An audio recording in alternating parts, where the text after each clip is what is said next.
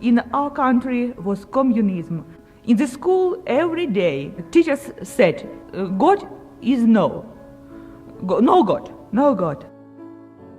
The revolution that established communism in the Soviet Union was followed, decades later, by a Red Scare in the United States.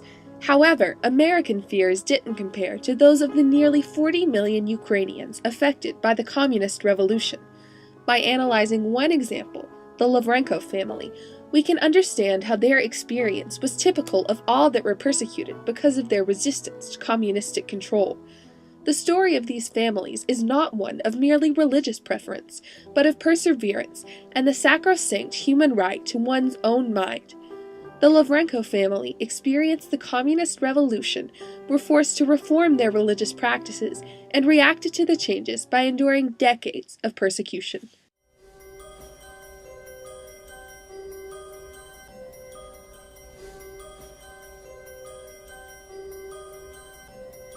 Russia, 1917. The countryside appears peaceful. The czars, rulers of the country for over 300 years, oppressed the peasants with a heavy hand. St. Basil's Cathedral in Moscow towers over Holy Russia, signifying the importance of the Russian Orthodox Church. But underscoring this peaceful scene are murmurs of revolution. In February, revolution puts the Bolsheviks and the Tsar in a period of dual government. Later that year, Vladimir Lenin leads the Bolsheviks in gaining full power of Russia. They fight to win control of the Ukraine. Communism, a theory of social, governmental, and economic organization based on the holding of all property in common, is put into place. Lenin's communist reforms helped the country to recover after the First World War, and in 1922, the Slavic nations unite to form the Union of Soviet Socialist Republics. The result of this revolution functions well initially, as it creates equality for all citizens.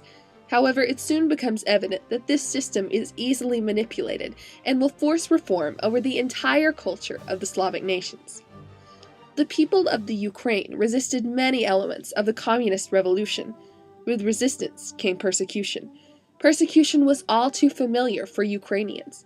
Upon assuming leadership of the Soviet Union in 1924, Joseph Stalin's efforts to control and suppress the Ukrainian people led to his forced famine in the early 1930s that caused an estimated 7 million deaths.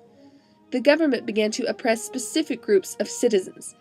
Mennonites, Jews, Muslims, Orthodox, and Protestant Christians were frequently targeted in propaganda.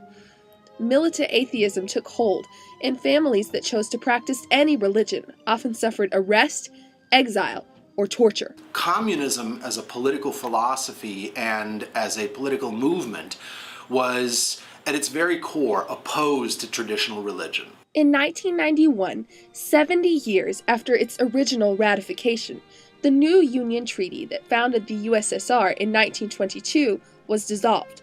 Leader Mikhail Gorbachev's perestroika reform had brought about great change to the Ukraine. Religious services were no longer prohibited, and missionaries from Long Ridge Baptist Church in the mountains of East Tennessee received an invitation to evangelize in the Crimea from the Ukrainian government. Worldwide, many denominations of missionaries responded to this call. The missionaries learned much about the people of the Ukraine, including the Lavrinenko story of persecution. Their account is historically significant, for if it is not told, it will become lost history, because religious persecution in the Soviet Union is not included in history instruction of the Slavic nations. In the Soviet Union, people were not taught about what was actually going on.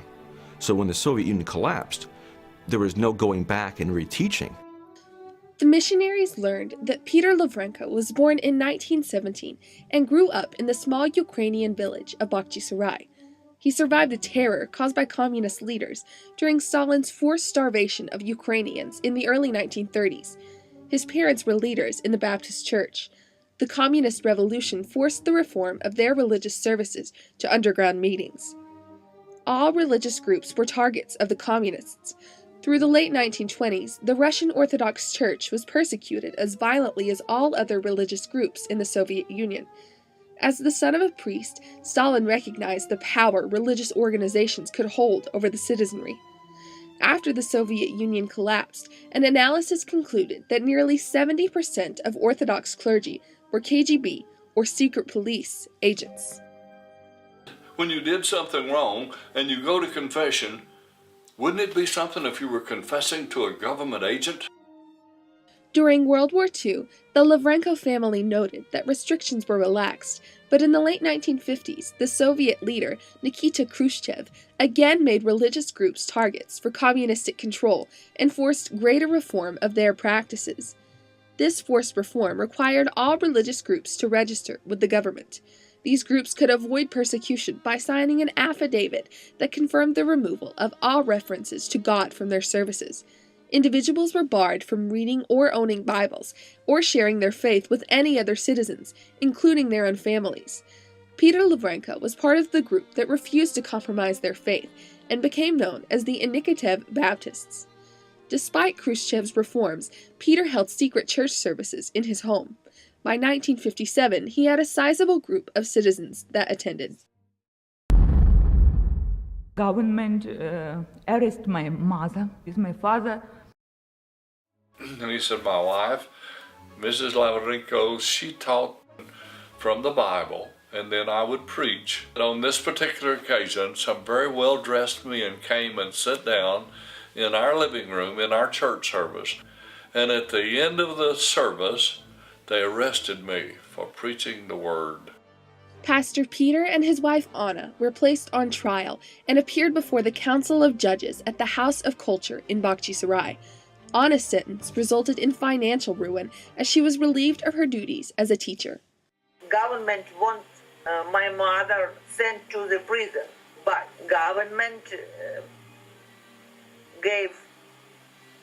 she needs pay from her salary about 50%. Peter's sentence concluded in physical torture.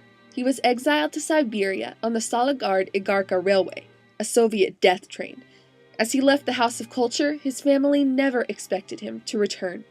En route to Siberia, they had broke his legs and both his arms. They put a blinding agent in his eyes. They threw him from the train and left him for dead. Mourning the loss of her husband to exile and certain death, Anna struggled to provide for her children. The communists dealt another harsh blow when the Lavrinenko home was seized by the government. In the dead of winter, they were placed in a home with holes in the roof and were told that the snow would soon cause the roof to collapse and kill them all. In the midst of the struggles that Mrs. Lavrinenko and the children were enduring, they had no knowledge that Peter was still alive and that through a series of underground hideouts and transports, Peter was making his way back to Bakhchisarai. He was hidden in barns and sheds for over a year while he recovered, and then it took him nearly 3 years to return from the Ural Mountains back to Bakhchisarai. This is 2,000 miles or more. The Communist Revolution forced 7 decades of reform of religious practices upon the Slavic nations. While the fall of communism in 1991 opened the door to missionaries, the reforms that mandated secret church services were firmly entrenched into Ukrainian culture. People reacted to this newfound freedom tentatively and are still afraid of the communists and the KGB agents. The Lavrinenko family was among the 40 million Ukrainians that experienced the communist revolution, were forced to reform their religious practices, and reacted to the changes by enduring over 7 decades of persecution, entailing physical torture, financial ruin, and emotional abuse.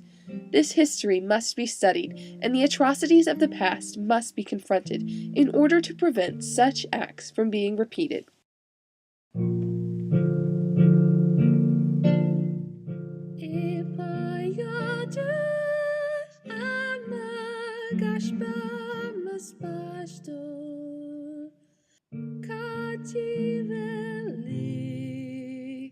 Kati velik,